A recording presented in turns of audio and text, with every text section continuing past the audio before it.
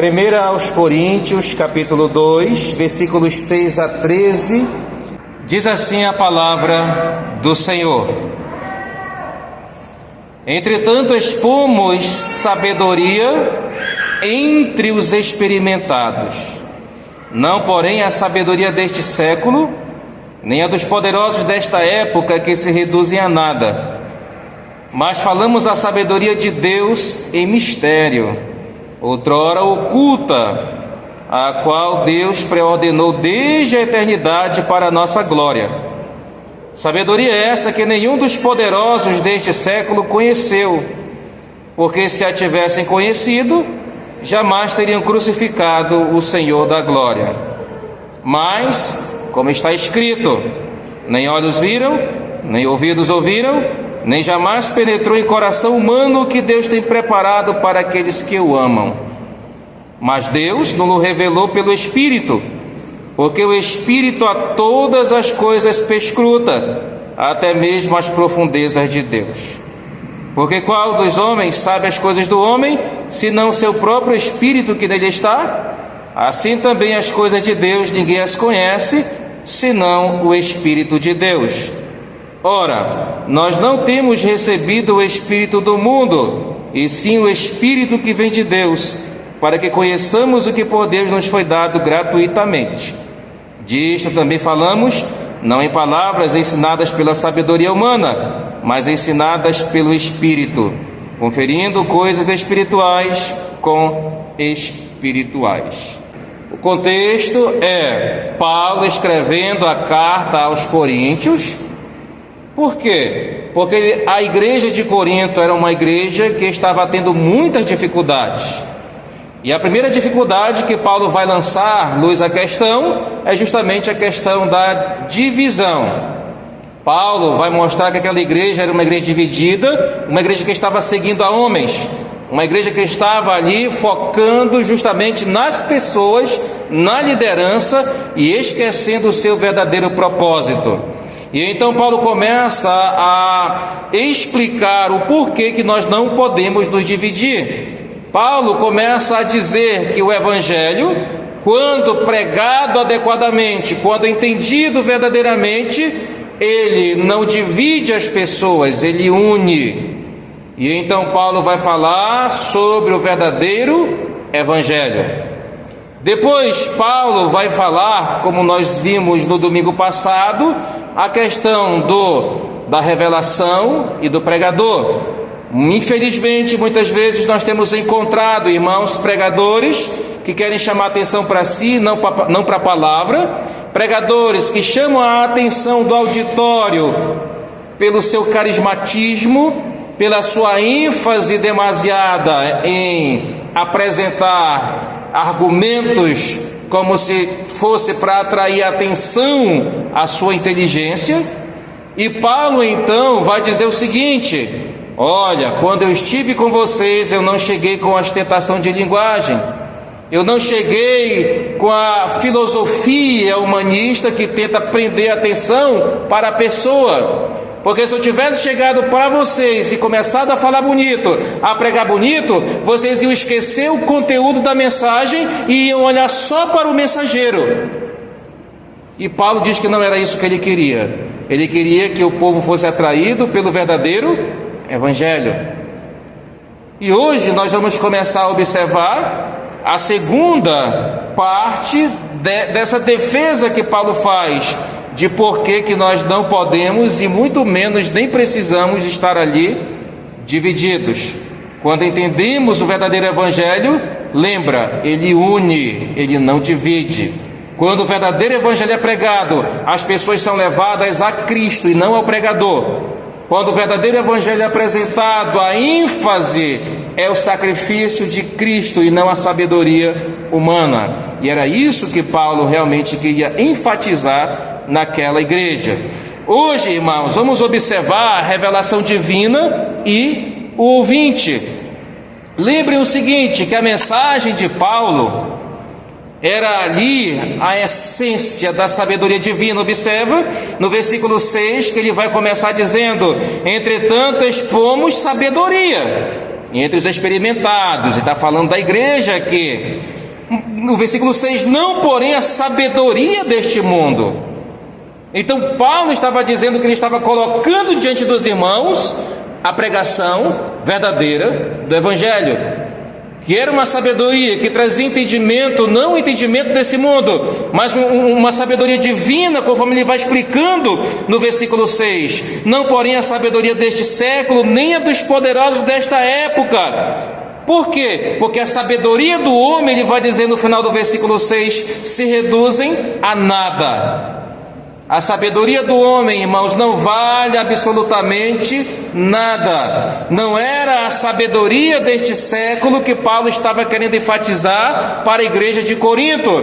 Lembra que a igreja de Corinto ficava na Grécia e lá eles davam ênfase na oratória, na prédica, eles davam ênfase verdadeiramente ali na filosofia, na sabedoria do mensageiro. E quando o mensageiro ia pregar a palavra, ia pregar algo, eles ficavam ali querendo, acima do conteúdo, acima do verdadeiro ensinamento, ouvir a sabedoria, a inteligência humana.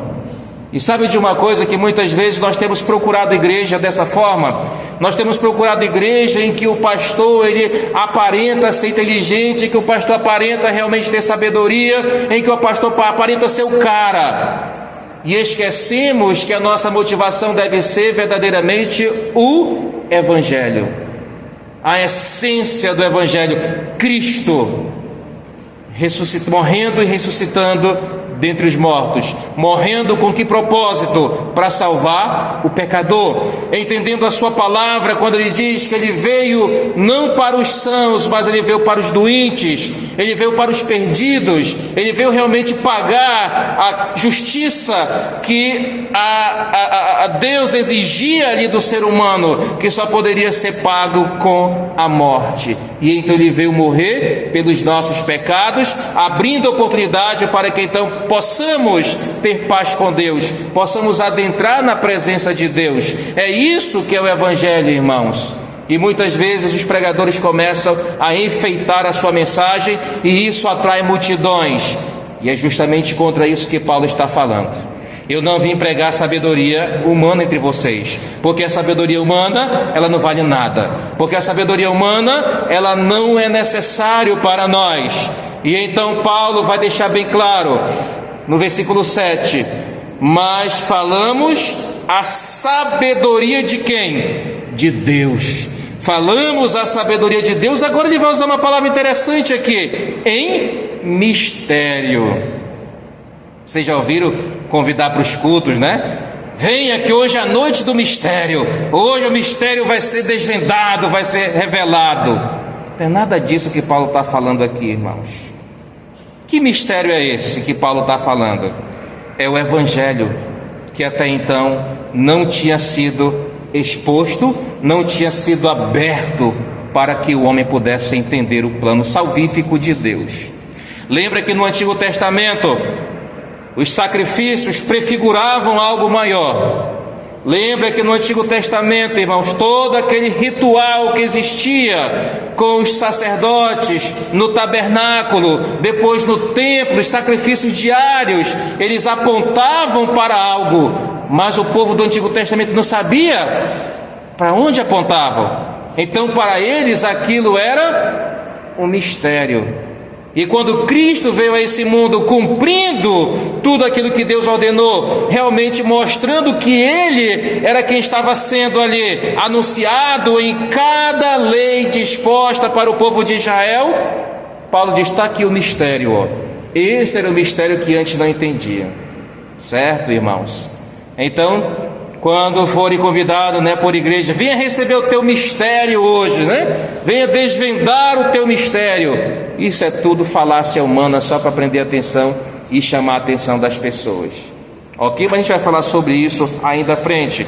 Então Paulo vai dizer, mas falamos a sabedoria de Deus em mistério, outrora oculta. Lembra? No Antigo Testamento estava oculto esse mistério, a qual Deus pré-ordenou desde a eternidade para a nossa glória. Então, meus amados irmãos, a mensagem de Paulo era justamente a essência da sabedoria divina. Paulo não queria pregar mais nada. Paulo, irmão, chega a considerar as suas qualificações como refúgio.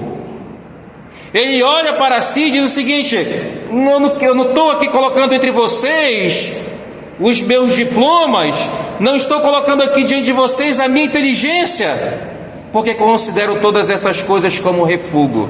Então, diante do verdadeiro evangelho, tudo aquilo que Paulo tinha era considerado para ele como o quê? Como nada.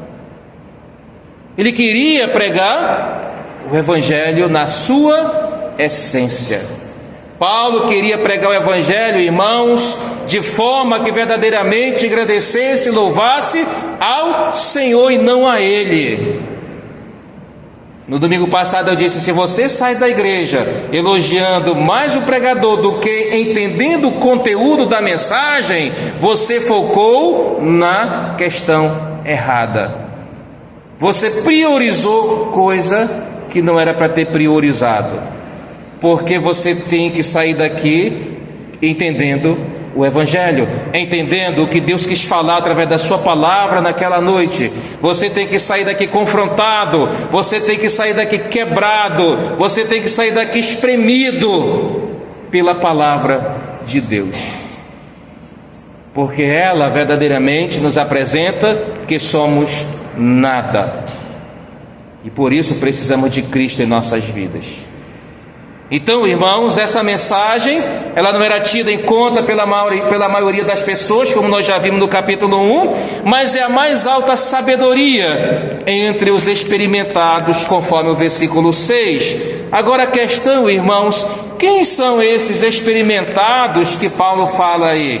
A palavra experimentados, em algumas versões, está ali perfeito. Colocamos a sabedoria de Deus entre os perfeitos.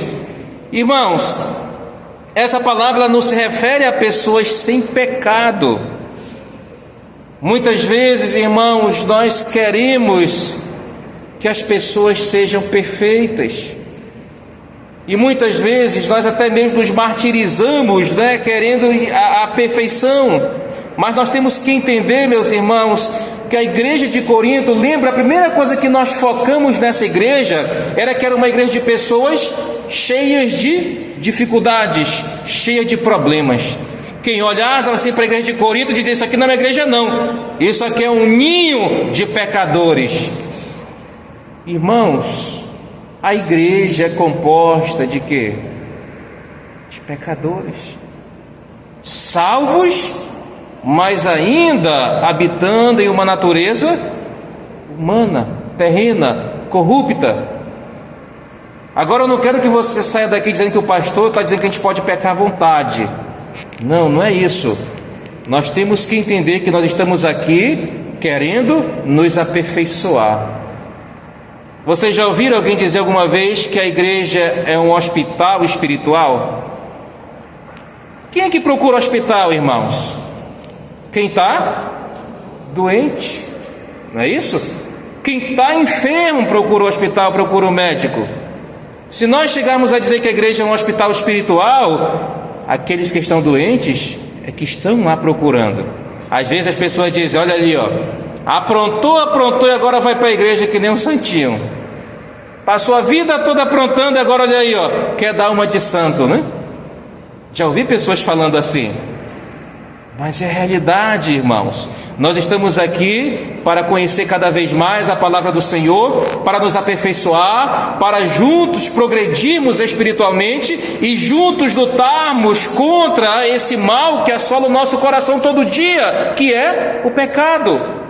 Nós precisamos uns dos outros, nós precisamos nos incentivar, precisamos estar realmente segurando a mão daqueles que estão ali, querendo de alguma forma, irmãos, sair da linha, sair do caminho do Senhor, que estão esfriando. E como nós vamos fazer isso? Orando, aconselhando, acompanhando. Infelizmente alguns muitas vezes não querem isso, mas é o dever da igreja, irmãos. E precisamos realmente focar nisso tudo. Então a palavra experimentados não se refere a pessoas sem pecado, mas a cristãos que agora podem o quê? Entender, podem captar a verdade espiritual. Você, antes de aceitar Jesus Cristo, você não conseguia ter discernimento espiritual. Você não conseguia entender as verdades contidas nas Escrituras. Você pode ter lido a Bíblia e aprendido fatos históricos, aprendido fatos sobre Deus, mas não teve ali a oportunidade de viver uma vida, uma relação íntima com o Senhor, porque você não teve, você ainda não tinha discernimento espiritual. Então, quando Paulo fala que ele colocou a sabedoria de Deus entre os experimentados, ele está falando justamente isso. Eu coloquei a sabedoria de Deus entre vocês que podem discernir as coisas espirituais.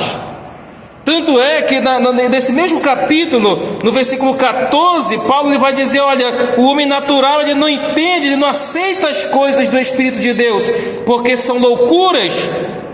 Ou seja, a pessoa sem Cristo, tudo isso que nós estamos pregando, o Evangelho ensina a sua essência, para ele é loucura. Por quê, irmãos? Porque ele não pode entender, porque elas se discernem espiritualmente. Então o homem natural, o homem sem Deus, o homem sem Cristo, aquele que ainda não aceitou Jesus, ele vai para a igreja simplesmente para cumprir, irmãos, um programa na sua agenda. Ele vai para a igreja simplesmente, muitas vezes, para paquerar. Ele vai muitas vezes para a igreja porque foi ali incentivado, foi convidado. Mas a questão é, o discernimento espiritual, ele fica para aqueles que creem em Cristo como Salvador. E são esses os experimentados que Paulo fala. São esses aí que verdadeiramente amadureceram. São esses que fizeram progresso espiritual naquelas coisas que são melhores e pertencentes à salvação. Então, quando Paulo fala aos experimentados, ele fala a crentes que agora têm a capacidade de entender a verdade da palavra do Senhor. Irmãos, ainda a palavra experimentado não inclui todos os remidos. Como assim, pastor? Pois na família cristã existem aqueles que Paulo classifica como crianças em Cristo, ou seja, imaturos, falando de uma forma espiritual. Paulo, mais à frente, ainda na carta aos Coríntios, ele vai deixar bem claro para aqueles irmãos, no capítulo 3, eu não pude falar para vocês como espirituais. Eu não pude falar a vocês como pessoas ali que verdadeiramente são pessoas firmes na palavra. Paulo vai dizer: eu não pude falar a vocês como espirituais, e sim como carnais, como crianças em Cristo. Então existe na igreja, irmãos, crentes que são crianças. O que uma criança é, irmãos? Uma criança imatura. Então é por isso que nós precisamos, irmãos, ter cuidado com os nossos irmãos que são imaturos espiritualmente. Nós não podemos tratar todos os nossos irmãos da mesma forma, porque muitos deles são imaturos. Paulo está dizendo que isso é uma realidade na igreja. Então Paulo vai dizer no versículo 1 do capítulo 3: eu, porém, irmãos, não vos pude falar como espirituais, e sim como carnais, como crianças em Cristo. Uma criança, irmãos, demonstra imaturidade, e é isso que Paulo está falando aqui. Quando ele diz: coloco para vocês a sabedoria de Deus entre os experimentados, ele sabia que lá com certeza tinha aqueles que ainda eram crianças espiritualmente falando. Aí você pode dizer: pastor, eu ainda sou imaturo espiritualmente. Quantos anos você tem de crente? 10. Já era para ser um vovô, já era para ser tataravô, mas ainda precisa ser embalado no braço como uma criança em Cristo. Lembra quanto tempo Paulo ficou na igreja de Corinto? 18 meses. Paulo ficou 1 ano e 6 meses. E ele considera 1 ano e 6 meses um período bom para que aquelas crianças já tivessem o quê? Se desenvolvido. Quantos anos você tem de crente? Você já se desenvolveu espiritualmente? Você é um crente maduro? Ou você é um crente que a liderança da igreja ou que os irmãos têm que estar todo o tempo embalando para não fazer raivinha, para não deixar o bebê com raiva? Bebê é assim, ele fica impaciente, né? E você não fazer o carinho nele, não der ali a mamada dele, ele fica com raiva e grita e fica vermelho. Crente imaturo é da mesma forma. Se você não tratar com carinho, eles ficam com raiva. Essa sabedoria, irmãos, era a sabedoria do Senhor, a sabedoria que tem poder de mudar os corações. E é por isso que está ali a pergunta: qual é esta sabedoria de Deus em mistério? Então, às vezes você encontra pessoas de outras denominações falando muito em mistério, né? Mas não é esse mistério que eles tentam, né? Esse mistério que eles dizem é acertar o número da tua identidade, acertar o número do teu CPF. Uma vez um pregador desse do mistério, ele estava pregando, né? E olhou assim, alguém do público e disse: olha, eu vou saber algumas coisas sobre você. Você nasceu na cidade tal. Esse pastor está recebendo revelação. Ele: deixa Deus me falar aqui no meu ouvido uma coisa. O anjo está me falando. Ele está falando assim, né? Você tem amigos, um dos seus amigos é o fulano de tal, e ele é engenheiro. Você tem outra, a Maria, ela é professora. Aí a pessoa: como é que ele sabe de tudo isso? Você é casado há 7 anos, e o teu marido se chama tal. Rapaz, esse pastor está recebendo mistério mesmo. Depois foram descobrir que o pastor pesquisava a vida das pessoas no Facebook, né? E aí chegava na igreja dele e começava a falar da vida da pessoa todinha. Então veja como as pessoas são iludidas, irmãos, com pouca coisa. Como as pessoas são enganadas. Se realmente nós soubéssemos que mistério é esse que a Bíblia ensina, esses charlatões de hoje em dia estariam tudo aí pregando para si só. Mas o incrível é que eles conseguem uma multidão de seguidores. Por quê? Porque as pessoas não sabem, não conhecem o verdadeiro evangelho. Porque as pessoas são imaturas espiritualmente. E sendo imaturas espiritualmente, elas são levadas por todo o vento de doutrina. Basta o pregador ter uma lábia que ganha qualquer um. Ok? Então, qual é essa sabedoria de Deus em mistério que Paulo fala, irmãos? Aí no versículo 7. Vejam lá, é o plano da redenção substitutiva. É o plano, irmãos, da salvação. É a morte vicária de Cristo. O que quer dizer vicária? Vicária quer dizer que é no lugar de outro. Então Cristo morreu em nosso lugar. Ok? Então os profetas do Antigo Testamento não sabiam disso. Os crentes do Antigo Testamento não sabiam disso. O povo de Israel do Antigo Testamento não tinha conhecimento, não tinha nem noção disso. E é por isso que para eles foi um mistério oculto que Paulo ensina aqui no versículo 7. Sabedoria de Deus em mistério, outrora, antes, oculta. Agora se revelou. Se revelou em quem? Em Cristo. Então essa sabedoria de Deus em mistério é o plano da redenção substitutiva, porque até então esse plano existia somente na mente de Deus, mas agora em Cristo esse plano ele foi revelado. Então qual é o mistério de Deus que outrora estava oculto? O plano da salvação em Cristo Jesus. É isso que Paulo está ensinando para aquela igreja, irmãos. É isso que Paulo está ensinando para a igreja de Corinto. Agora, irmãos, essa sabedoria de certa forma ainda hoje permanece oculta. Por quê? Pois aqueles que se encontram fora de Cristo, fora do ministério do Espírito Santo, ainda continuam com os olhos vendados, ainda continuam em trevas. Lembra que essa sabedoria ela foi exposta aos experimentados, aos cristãos. Mas aqueles que ainda não conhecem a Cristo, ela continua ainda oculta. Continua ainda um mistério para eles.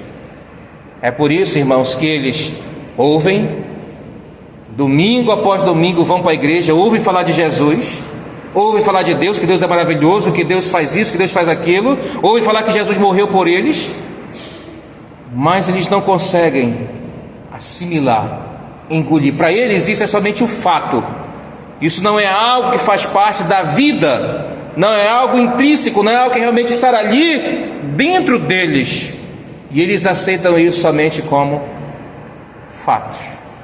Não muda nada na vida, não muda nada no compromisso, não muda nada na mente. Para eles simplesmente foi um culto, e às vezes ainda sai falando: o culto foi uma bênção, mas não houve transformação, não foi desvendado, não foi aberto os seus olhos ali para a realidade desse mistério que ainda permanece oculto para eles. Então, meus irmãos, a sabedoria de Deus no seu plano de salvar um pecador foi revelado aos crentes, mas continua escondido ainda para os incrédulos, continua escondido para aqueles que ainda não têm Cristo como Salvador de suas vidas, irmãos. Então Paulo vai falar lá na última parte do versículo 7: desde a eternidade, Deus preordenou desde a eternidade para a nossa glória. O Evangelho, irmãos, ele não nasceu no Novo Testamento. O Evangelho ele já estava na mente de Deus desde a eternidade. Lembra que o apóstolo Paulo, falando aos Efésios, ele disse que nós fomos eleitos antes da fundação do mundo? A questão é que no plano, na mente de Deus, nós estávamos lá. Então Paulo deixa bem claro no versículo 7 que ele pré-ordenou desde a eternidade, irmãos. Então o Evangelho não foi uma ação posterior, antes de Adão existir. Deus já tinha traçado ali um esboço para que ele pudesse criar, para que ele pudesse formar uma nova família. E essa família seria formada sob o senhorio, sob a cabeça de quem? De Jesus Cristo, irmãos. A igreja, ela não existia no Antigo Testamento. A igreja, ela nasceu quando o Espírito Santo caiu sobre os salvos, em Atos capítulo 2. Ali deu início à igreja verdadeira do Senhor Jesus Cristo no Novo Testamento. Agora olha só, essa igreja, ela não foi conhecida pelos apóstolos, pelos profetas, ela não foi conhecida pelos escritores do Antigo Testamento. O Antigo Testamento, os profetas, quando olhavam para o futuro, Daniel, quando olhou para o futuro, irmãos, ele ficou meio ali sem saber, ele não entendia e aquilo consumia ele, até que Deus enviou o anjo para dizer: olha, Daniel, te acalma, essas coisas são para o fim. Daniel não conseguiu enxergar a igreja. Para o povo de Israel, o que iria acontecer? Eles estavam aguardando o Messias, e o Messias ia levá-los então a um lugar de paz e tranquilidade. Ok? O povo de Israel estava esperando um soldado que iria resgatá-lo do domínio romano, para que então levasse o povo a um descanso. Irmãos, é por isso que até hoje os judeus eles não acreditam em Jesus, porque esse Jesus que veio, que eles esperavam ali um herói, veio pregando paz, amor, veio pregando ali que você deve sofrer a injustiça caladinho. O Messias prometido para eles é um libertador. E é por isso, irmãos, que o povo judeu hoje ainda, os judaizantes não creem em Jesus como Salvador. E é por isso que Paulo vai deixar bem claro que para ele estava oculto isso. Eles não aceitaram. Então a mensagem do Filho de Deus, lá em Hebreus 1, capítulo 1, versículo 2: havendo Deus outrora falado muitas vezes e de muitas maneiras aos pais, pelos profetas, nestes últimos dias nos falou pelo Filho, a quem constituiu o herdeiro de todas as coisas, pelo qual também fez o universo. Então, irmãos, essa mensagem que Paulo está dizendo que estava sendo pregada era a mensagem de Jesus Cristo. E essa mensagem, quando chegou à terra, irmãos, nenhum dos grandes conheceu.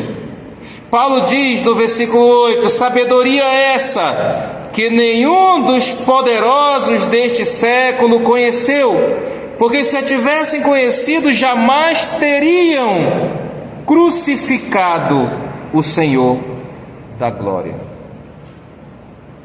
Não era para eles. O escritor João, o evangelista, ele diz o seguinte: ele veio para o que eram os seus. Estava se referindo ali ao povo judeu, mas os seus não o receberam. Mas a todos o evangelho se abriu, para todos que crescem em Jesus. Mas a todos quanto o receberam, deu-lhes o poder de serem feitos filhos de Deus. Quem? A saber, aos que creem no seu nome. Então, quem é filho de Deus? É aqueles que creem em Jesus Cristo como Salvador. Quem não crê em Jesus Cristo como Salvador não é filho de Deus, irmãos. Infelizmente o mundo se ilude muito com essa questão, com essa situação aí. Então, meus amados irmãos, vejam, isso diz respeito à relação divina, ou seja, ao evangelho apresentado e aqueles que a receberam, os experimentados, aqueles que realmente creem em Jesus como Salvador. Mas deixa eu continuar aqui. O versículo 9 e 10, o 8 nós já lemos. Olha só o que 9 e 10 diz: mas como está escrito, nem olhos viram, nem ouvidos ouviram, nem jamais penetrou em coração humano o que Deus tem preparado para aqueles que o amam.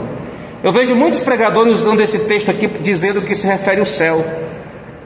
Mas não é o céu, não tem nada a ver com o céu isso aqui, irmãos. É uma forma interpretativa errada, onde a gente pega o texto fora do contexto, pega versículos isolados e então nós começamos a pregar coisas erradas. Nós já estamos estudando o contexto.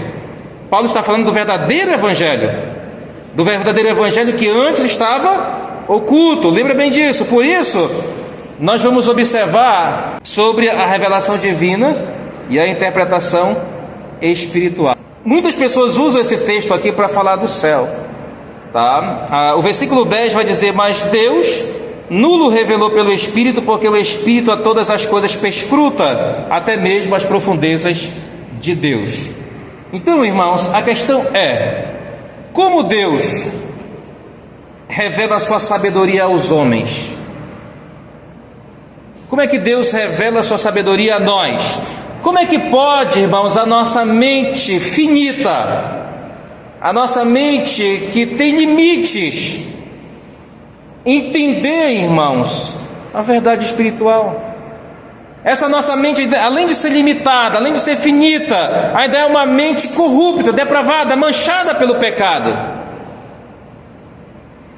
Essa mente, como que ela pode entender a vontade de Deus, a revelação de Deus?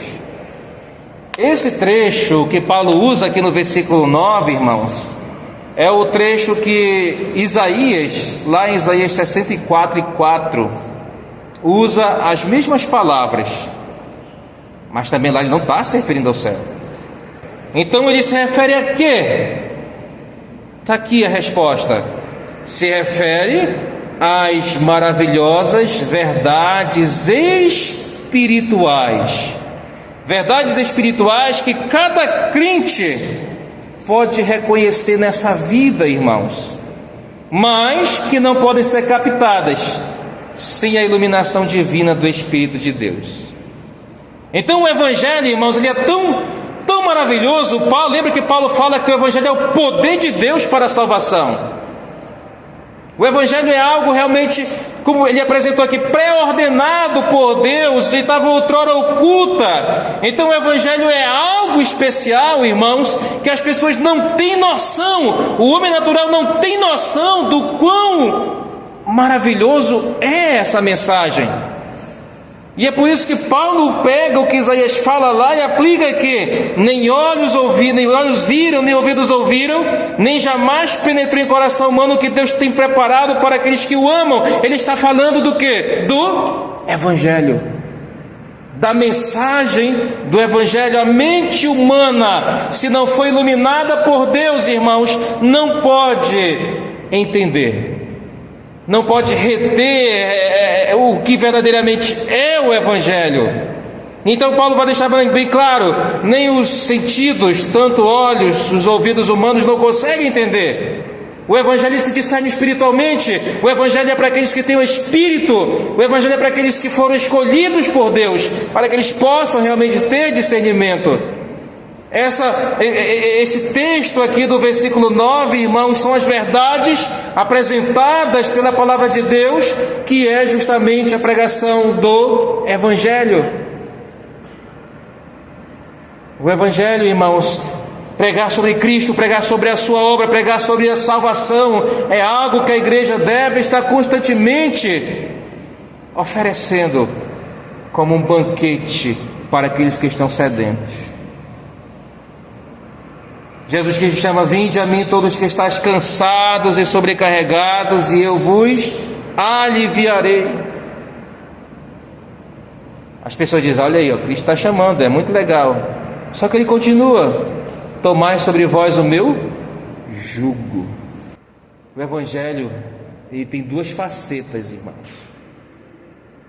O Evangelho, como diz lá em Hebreus, que é a espada. A palavra de Deus é a espada de 2 gumes, penetra a ponto de dividir alma e espírito, juntas e medulas, é apta para discernir os pensamentos e propósitos do coração. Uma espada, irmãos, ela era afiada e podia ser usada como instrumento de batalha, e seja qual for o lado que você usasse da espada, ela era perigosa. O Evangelho é assim. Ele é uma espada de 2 gumes. Porque ele tem o poder de salvar, e ele tem o poder de quê? De condenação. Como assim de condenar? Quando eu rejeito a mensagem do Evangelho, eu estou continuando a caminhar na perdição eterna. Mas quando eu me agarro ao Evangelho, irmãos, aí sim ele me salva. E esses são os que entenderam o que Paulo está deixando bem claro. Essa maravilhosa mensagem que antes nem olhos viram, nem ouvidos ouviram, nem jamais penetrou em coração humano essa verdade que salva, que é magnífica, que é maravilhosa em Cristo Jesus. Portanto, irmãos, só o crente cheio do poder do Espírito Santo de Deus e doutrinado por Ele pode então compreender as riquezas e glórias do mundo espiritual. Deus as preparou esse entendimento para os seus filhos.